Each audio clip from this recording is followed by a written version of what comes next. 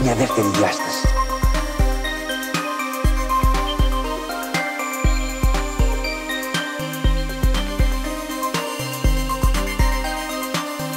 Υπάρχει μια δεύτερη διάσταση και αυτή είναι η φοβερή και που μας ενδιαφέρει. Είναι ο νοητικός θάνατος, δηλαδή η γνώση ότι ξέρω ότι θα πεθάνω.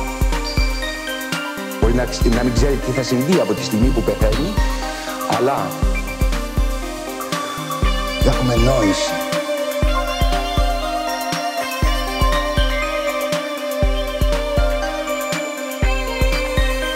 Αυτό είναι ένα γνώρισμα μόνο του ανθρώπου.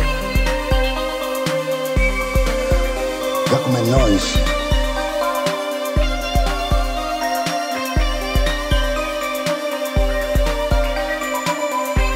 Υπάρχει μια δεύτερη διάσταση και αυτή είναι η φοβερή. Έχουμε νόηση.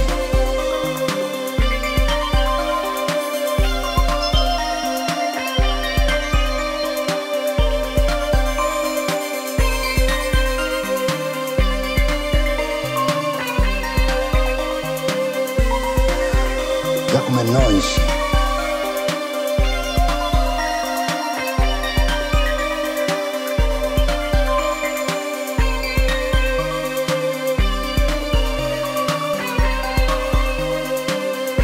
Αυτό είναι ένα γνώρισμα μόνο του ανθρώπου. Έχουμε νόηση.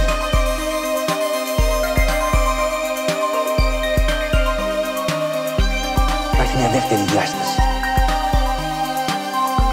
Υπάρχει μια δεύτερη διάσταση και αυτή είναι η φοβερή.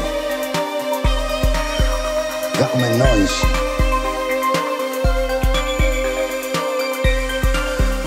Έχουμε νόηση.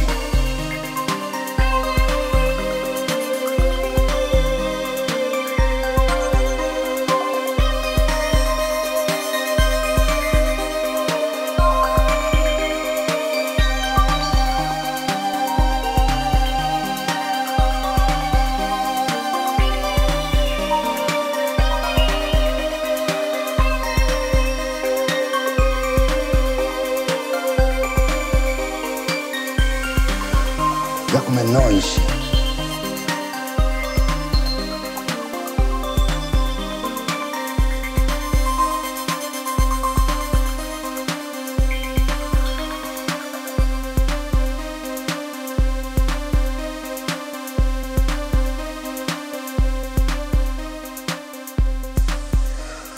Έχουμε νόηση.